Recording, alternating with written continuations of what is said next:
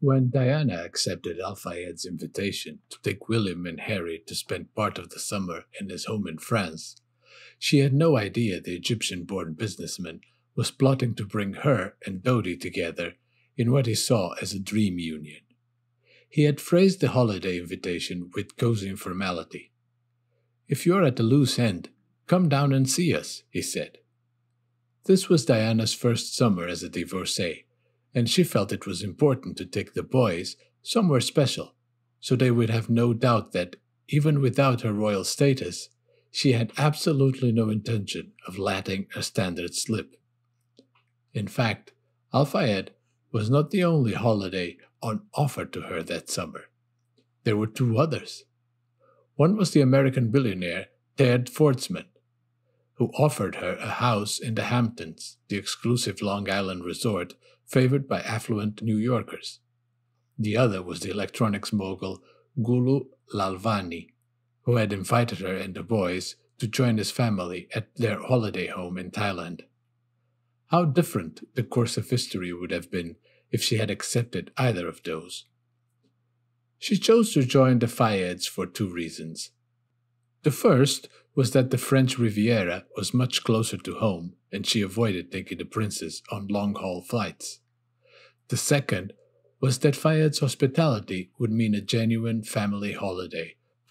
Diana knew the boys would have a great time, and that, really, was all that mattered. Camilla Fayed, who was 12 at that time and is now a successful restaurateur, recalls that she and her siblings used to hang out with the young princess, sometimes in the playroom at Kensington Palace, where there were computer games and a widescreen TV. It was 11 July 1997, and the boys were excited as they were whisked away to Fayed's home in Surrey for lunch. From there, it was on to Stansted Airport, where Al Fayed's private Gulfstream jet was waiting to fly them to Nice. Within minutes of touching down, they were being ferried across the bay to Saint-Tropez and his 8-acre compound where tennis courts, pools, jet screens, and other treats awaited them.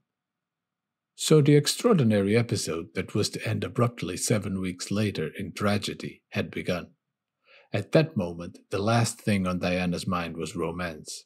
She had no idea that her diminutive host was urgently summoning his good-looking son to join the family gathering.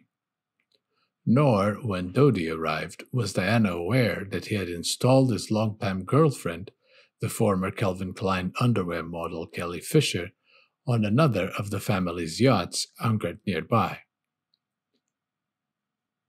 More than 10 years later, when the inquest into the deaths of Diana and Dodi was finally held in London, a transcript was read to the jury of a telephone conversation between Fisher and Dodi, to whom she claimed she had been engaged until the princess entered his life. In the call, which Fisher recorded, she rages, "You even flew me to Saint-Tropez to sit on a boat while you seduced Diana all day. You left me abandoned on the boat for 2 days. Why are you doing this to me?" Diana, it must be said, was completely innocent of the fact that she was now the third person in the relationship. But she, too, had a secret. She had spent the night before she and her boys flew out to Saint-Tropez with Asnat Khan for what would turn out to be their last night together. But now two things were happening to her. She was enjoying Dodi's attention, and she found herself happily immersed in the Fayed family's atmosphere of adults and children, or playing and laughing together, something she had craved for 30 years, ever since, as a 6-year-old, her parents' marriage had split up. The Fayed family setup was a big draw for her, says Debbie Frank. She looked to be part of the family, which did things together so naturally. It was so relaxing. This, of course, was what she wanted from Charles, an uncomplicated family life and the deeply ingrained contentment of being wanted and loved. Had Diana been alive today, she would undoubtedly, in so many ways, have recognized and adored the same easy informality that William and Kate have created for their children. Diana and the boys returned to Kensington Palace after 10 days in the south of France and were barely unpacked before the phone was ringing. It was Dodi inviting her out to dinner in Paris.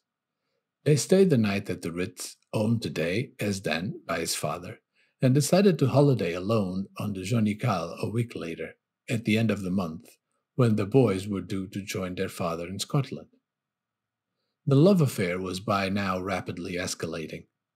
When Asnat Khan called her, she didn't ask him to Kensington Palace, but went to meet him at Battersea Park, the place where they used to rendezvous away from prying cameras.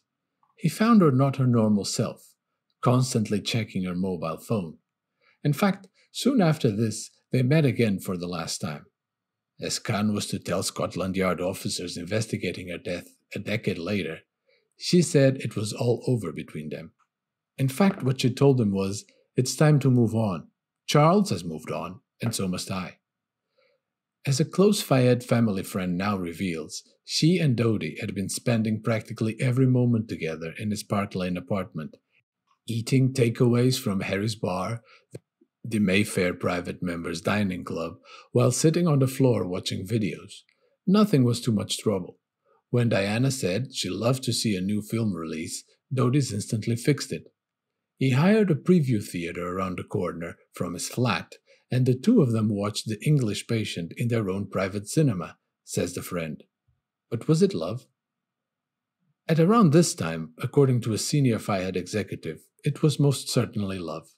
He said, "I was summoned into Mohammed's office at Harrods one day, and there was Dodi standing beside him looking rather sheepish, like a naughty schoolboy," says the figure. Mohammed said, "Dodi has something to say to you," and his son then said, "The princess and I are together now. There will never be another girl for me. Never." Days later, the first picture of the two embracing on the deck of the Jonical seemed to suggest that it was love. Diana's openness was surprising. Until that moment, she had never allowed herself to be photographed with another man. For Asnat Khan, who had felt until this point that his life was still linked with Diana, the news that she was involved with the son of Mohammed al-Fayed was a shock. He was, he later told a friend, mad as hell. Since that last meeting in the park, he was convinced she had met someone while with the Fayeds, but, as Khan later told police investigators, "I had no idea who it could be. As far as I knew, it could have been a bodyguard or anyone. I just knew she had changed since she had been away." But he recognized, of course, that Dodi could take care of the princess in a very special way. "I think Diana finally realized that Dodi could give her all the things I could not," he said, "and could provide the necessary security for her." To her close cousin, ex-Guards officer Robert Spencer, now 85 and living in Florida, whom she grew up knowing as Uncle Bobby, this comes as no surprise. He said, "Don't forget, Diana loved a bit of high life, and she loved someone who could spend a lot of money on her." Even so, Uncle Bobby's view then, and now, was that the romance was nothing more than a bit of a fling. As flings go, however, this one went very deep. Throughout the month of August, they took 2 Mediterranean cruises together, and each time the affair became more intense. From being in separate cabins on their first excursion together, they gravitated to one cabin, his. The days were devoted to sunbathing and swimming. 20 years on, 2 intriguing questions remain about Dodi and Diana. The first concerns Diana's sacrifice of her HRH, something, incidentally, she regretted. Would she really have behaved with such abandon had she still been styled Her Royal Highness, with its implications on respectability? The second concerns their lost future. Were she and Dodi moving towards marriage? After all these years of speculation, both questions remain unanswered. She certainly wrote love letters to him beginning "Darling Dodi," but then, rejected by Charles, she had written in similar terms to other men.